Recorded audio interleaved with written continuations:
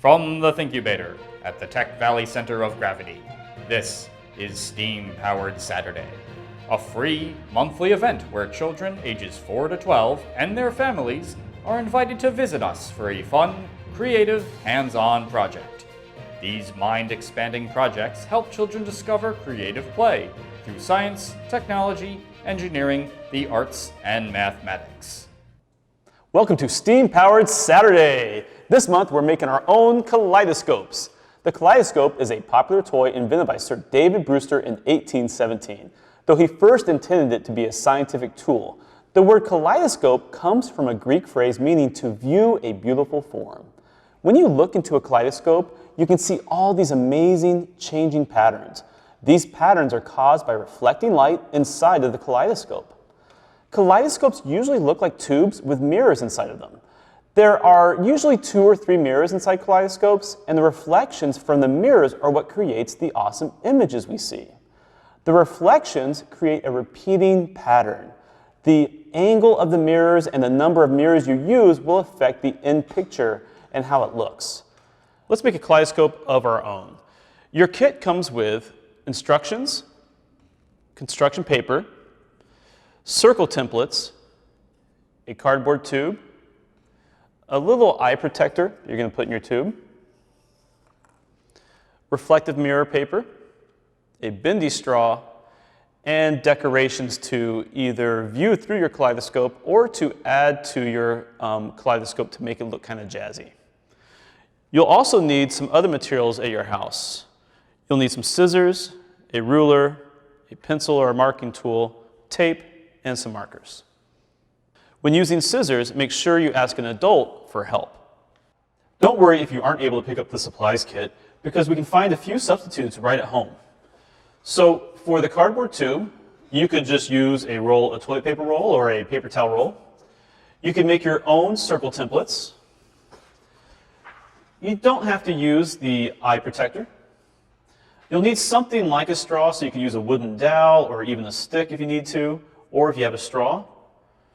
And then you'll need your own decorations at home. The only challenging tool to make at home is the mirrored surface, and I'll show you how to make one right now. All you'll need is some cardstock or construction paper, some glue, and some aluminum foil.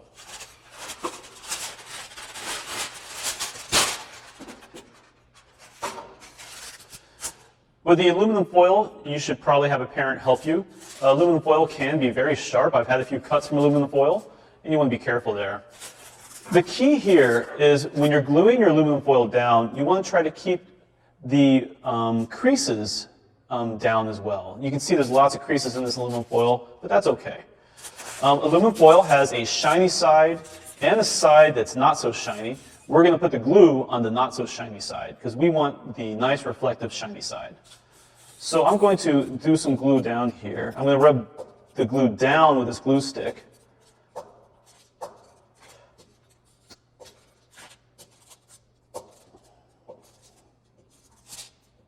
Okay, that's a good size there. The size you'll want is maybe around 4 inches by 4 inches, and you can always cut it down later on.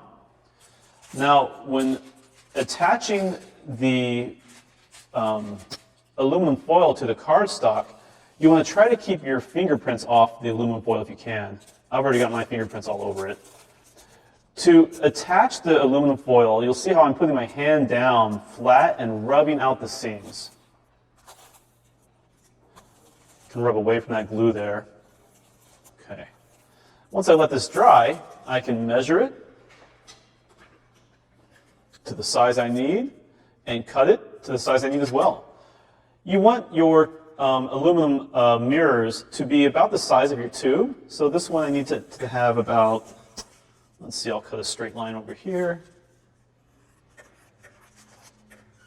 Straight line right here.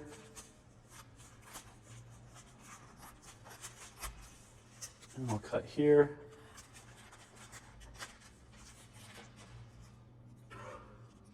One more cut to get rid of that little red mark there. Now I'm ready to go. I can fold this using the rest of the directions I'll show you later on how to make the kaleidoscope. Let's build our 3-mirror kaleidoscope now. So I won't need the decorations for a while, or the straw, or the eyepiece, or the circle templates. We're going to start off with our mirrored paper. This is where you'll need a ruler, some scissors, and a marking tool. This is also the part where you'll need a parent to help you. So the hardest part of making your kaleidoscope is marking your mirrored paper, scoring it, and folding it. Okay, so your mirrored paper is exactly 3 3/4 inches long. You're going to be measuring across from one side to the other. Make sure when you're measuring with a ruler that you're not lined up with the end of the ruler like I am here now. Ruler makers always put a little line on the inside of the ruler because there could be a flaw down here, it could be broken or something like that. So I have to measure from the 0 mark, which is that line right there. So I'm going to be going 1 1/4 inches and marking on the bottom of my mirrored paper and the top and then scoring it. So here's 1 inch, and then 1/4 is this little line right here. So I'm going to do a little mark right here. Okay. Now, the next measurement will be 1 1/4 plus 1 1/4, which is 2 1/2. So I'm going to move over to the 2 1/2 mark, which is right here. And I don't need to mark this spot because it's the end. Okay. So now I'm going to come to another part of my mirrored paper, and I'm going to again make the same marks. So I'm going to go 1 1/4 in and 2 1/2 over. And now I've created these lines, these little marks here and here and here and here. Now I'm going to take my ruler and I'm going to draw a thin line along those 2 marks. I'm going to line the ruler up with the marks. It's probably hard to see them with a pencil. And I'm going to draw a thin line right here.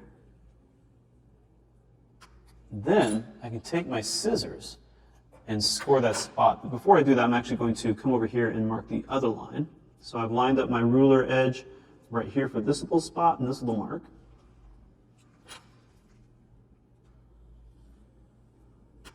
Okay, and you can see that looks like I've done a pretty good job cutting those into thirds. It doesn't have to be perfect, but it should be pretty close.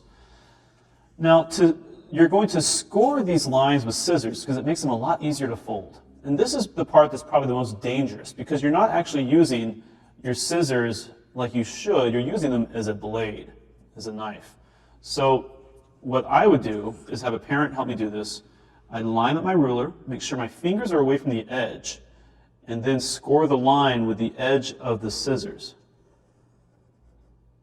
You want to be careful about what you're working on top of as well.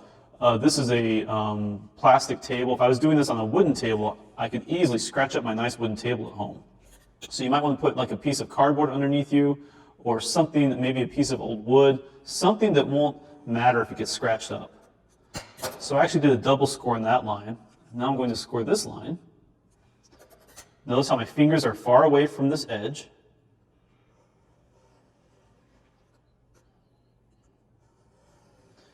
You also want to notice that when I'm holding the ruler down, I'm putting pressure down on the ruler and the paper underneath it. If I don't, and I start to score, this paper will slide and I won't get an even line. Now that I have my lines scored, I'm ready to do the fun part. I'm going to fold. I'm going to try to keep my fingers off the mirror. And look how easy that folds now. I'm going to try to keep my fingers off the mirror because I don't want too many fingerprint smudges on there. All right, there's another fold. And we are almost ready to start building our kaleidoscope and assembling it. So now we are going to tape our seam together, our open seam together, and put this inside our tube.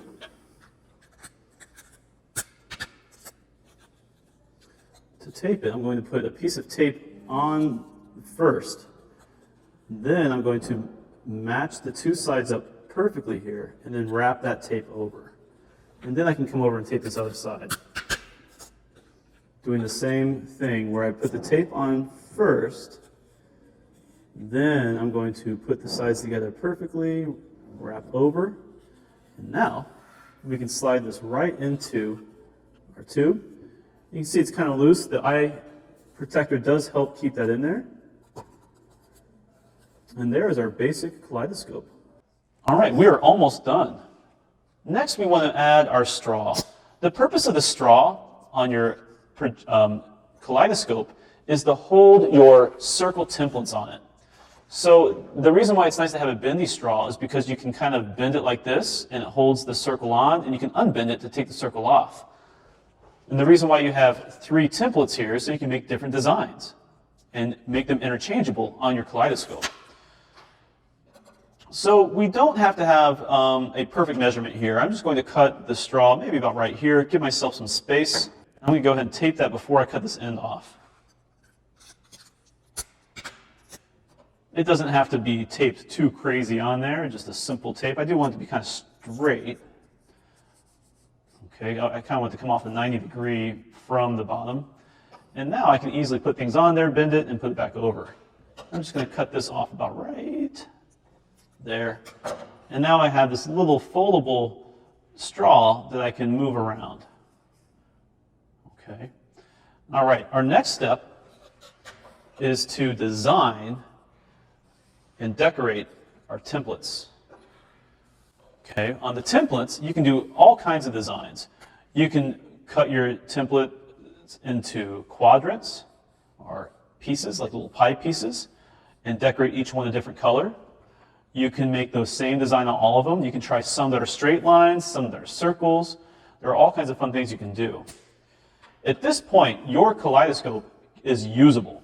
You can start using it right now, but you may want to make it a little bit fancier.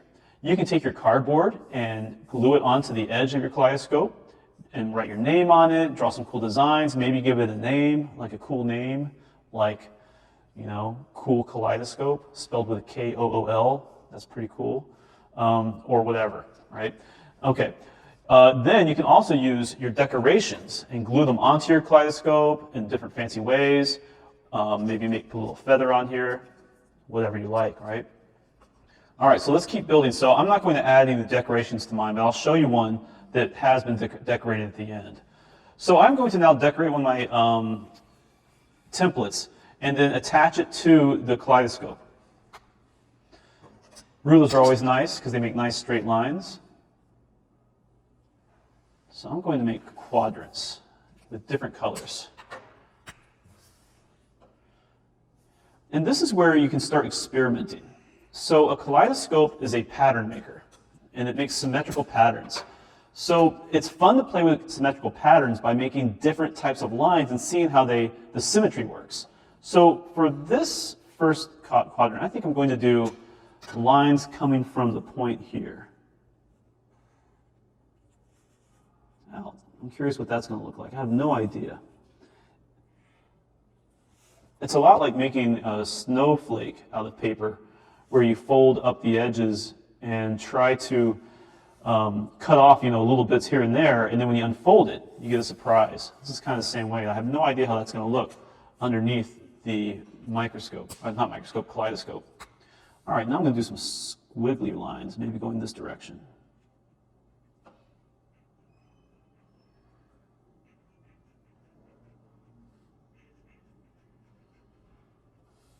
Okay, enough of lines. Let's maybe switch to some circles. Maybe we'll have some that are empty, some that are filled in. Whatever you like. All right.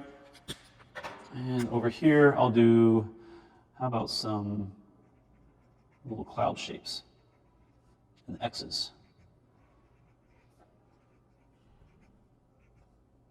Okay. Now I can cut out my template.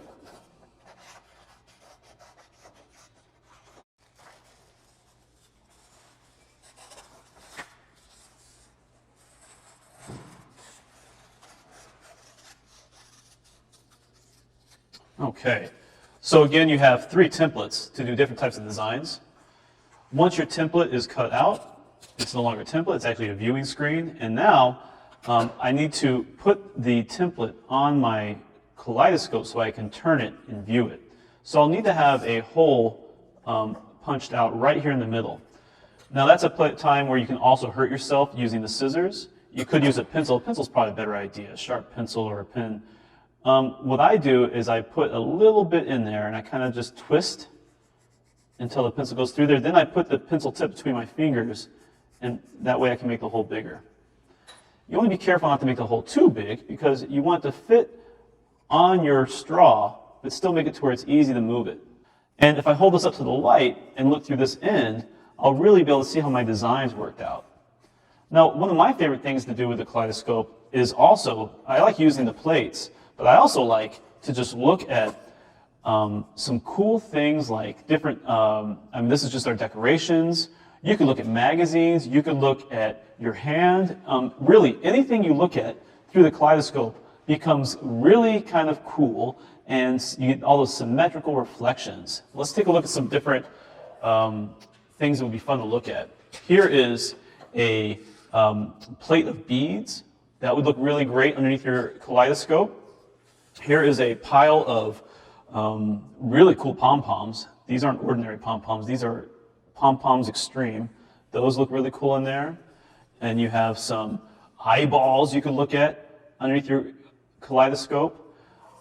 We had a good time looking at some straws and other lined objects. You can look at wood, really anything. There's no limit to what you can look at through your kaleidoscope. And I thought it would be kind of fun if I could find a seashell to maybe look at the seashell. Maybe if I find a cool plant, house plant at the house, or anything. It might be a good idea to go on a kaleidoscope tour. And if you and your a friend or a parent or a brother and sister make a kaleidoscope together, you could go around and have a shared experience where you find something cool and you bring your friend over or your family member and show them the cool thing you found. Thank you for joining us today and making these great kaleidoscopes and fun kaleidoscopes. I hope you have fun making yours. And come join us next month at Steam Powered Saturday. We want to thank the Albany Society of Engineers Foundation for their generous ongoing support of Steam Powered Saturday. Our special virtual editions are brought to you through additional support from GE Healthcare in Troy, New York, and Agora Media. We'll see you next month on Steam Powered Saturday.